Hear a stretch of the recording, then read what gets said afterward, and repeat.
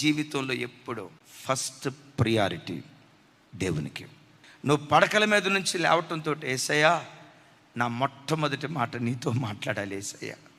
నా భర్తతో మాట్లాడక మునిపే, నా పిల్లలతో మాట్లాడక మునిపే, నా కుటుంబ సభ్యులతో మాట్లాడక మునిపే నా మొట్టమొదటి మాట నీతో ఉండాలి.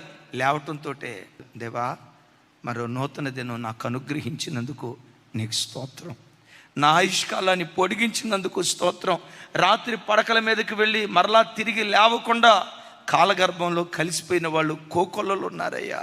ఏ మంచి లేకపోయినా మరో నూతన దినాన్ని దయా కిరీటంగా నీవు అనుగ్రహించినందుకు నీకు స్తోత్రమయ్యా. నీ నాలుక మొట్టమొదట ఆయన నామ సంకీర్తన చేయాలి. డిసైడ్ చేసుకో. దేవుని వాక్యం మొట్టమొదట చూడకుండా సెల్ ఫోన్ చూడను, వాట్సాప్ అసలు ఫోను ముఖం పొరపాటును చూడను. నా కళ్ళు మొట్టమొదట నా దేవుని ధర్మశాస్త్రాన్ని వెతకాలి, ఆయన వాక్యాన్ని వెతకాలని మొదటి ప్రాధాన్యత దేవునికి ఇవ్వు. ప్రతి విషయంలో నిన్ను